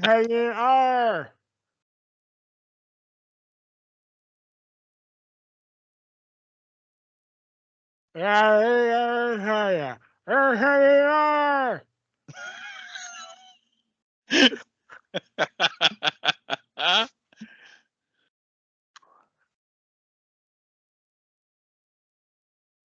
Fuck, man. Just say it again.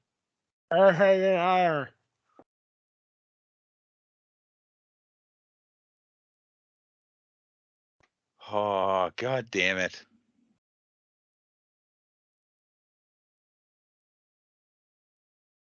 Nick's gonna be listening to this tomorrow shouting at the screen. How are you not getting this? I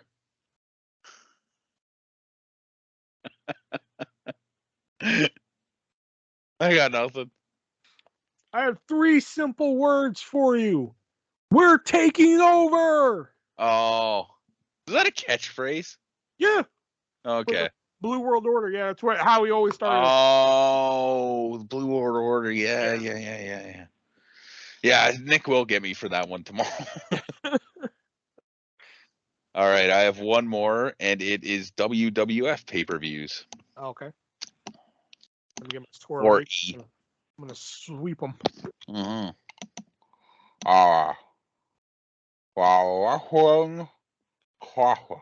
The Wrestling Classic. I'm okay. I'm okay. Are you shoving it down your throat or something? I started to shove it like straight in my mouth to see if that would make a difference. All right. Try this out. See if this is Tuesday in Texas. Tuesday in Texas. Yeah. All night, all. One night only? Yeah. Over the edge. Say it again. Over the edge. Over the edge. Yeah. Capital Carnage. Capital Carnage. Yeah. Yeah, I gotta find a different mouthpiece, I think. I swept tonight. I got all 10. Yeah, you did. Bow before your God! Who is your God now? You might be the best one at this game. Although when Nick was doing it, you couldn't get any of them. No, I couldn't get shit when Nick was doing that. Oh my God. And that brings a score, speaking of which. Nick has 10. Shelby has 11. I now have 18. And No Contest has 12. So Wow. Nick is in last place because he wasn't here this week. Yeah, pretty much. Yeah. All right, and now it's time for our vintage pick of the week, which is usually a match, a segment, a promo, something we think you should go out and watch wrestling related there. So, Shelby, what's your vintage pick of the week? World Championship Wrestling, March 15th, 1986. Midnight Express versus Phil Brown and Lee Peak. This match is great because they're just jobbers, and it's on the way to the first ever Crockett Cup. And fucking Jim Cornette is on commentary trying to make it sound like these guys are like in contention for the World Tag Team titles. Dennis Condrey turns to Jim Cornette at one point. And he's like, Jim, help me. And they're like beating the shit out of these two fucking jobbers. And Jim's like, I can't. It's not part of the rules. It's against the rules for me to help you, Bob or Dennis. It's just like they kept like asking him to help, and he's like building them up as this big tag team while they're just beating the absolute shit out of them in the ring. It was fucking hilarious. It was like that's the kind of comedy wrestling that I enjoy. Oh, okay. All right. Yeah. And in vein of Harlem Heat versus the Nasty Boys from Uncensored 95, I went ahead and chose a match from next year's Uncensored 1996, which is actually one of my favorite matches ever, and that is Sting and Booker T taking on the Road Warriors in a Chicago street fight, as they build it. Falls count anywhere. Oh no, I just always fucking love this match. Uncensored seems to be like your favorite WCW pay-per-view. No. No. Probably. I'm a big Battle Royal guy, so I used to really love World War III. Oh, yeah. You know what? I have not seen a lot of World War III, but I always thought that concept was fucking bonkers. It is. 3 rings it's WCW, with like... come on. Yeah. But still, I mean, 60 guys in a Battle Royal, come on, it was fun to watch. I mean, even the early ones they did at like the Bash with the 2 rings where like one guy yeah, would Battle like... Bowl. Yeah, where they'd have like the 2 guys go one-on-one at the end. Those are pretty cool too.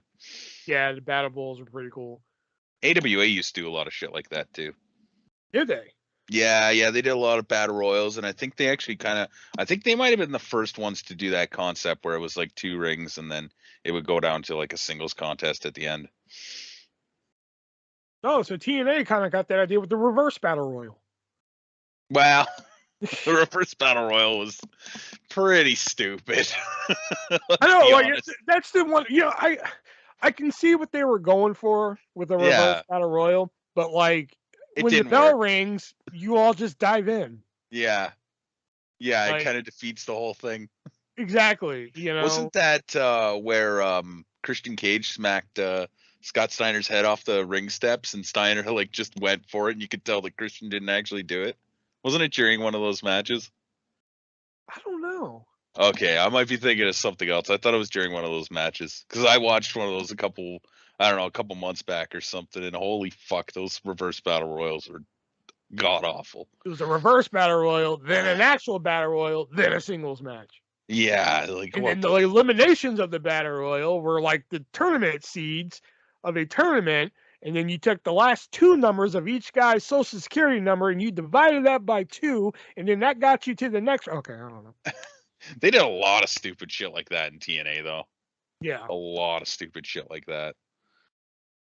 But There's the bell, so we know what that means. That means that signifies the end of the three-way dance, or this week, the two-way tango between me and Shelby. Like I said, I was planning a next episode for next week, but I don't think it's going to happen. Break. Yeah, Shelby. Hell yeah. You know. So yeah, we won't have one next week, but the week after that, we will return with episode 52. 1 year's worth of episode, one for every week of the fucking year, man. With our official 52, and we're going to be doing another episode of Shelby's role playing game there. So yeah, don't keep saying it's my fucking show, because like the last two things we did were like your idea. The last one was, I don't know about the one before that, because we didn't do the role play before that. Before that was, you know what I mean? WrestleMania. I'm saying like your ideas and shit. You know? Yeah. Like, No, I say it as a ideas, joke. so don't be like, oh, this is your show. So, I say it as a joke. yeah. All right. But isn't 52 going to be WrestleMania Backlash, though? Is it? I think so. Fuck, we might have to push it back again. Yeah, I think it's going to be the week after. Let's see. Rocket Wiki. Yeah, just doing that quickly here. While we bide for time. May 8th is the WrestleMania Backlash. So if we skip next week, yeah, that means. Oh, wait, hold on. We skip next week because next week's 26th.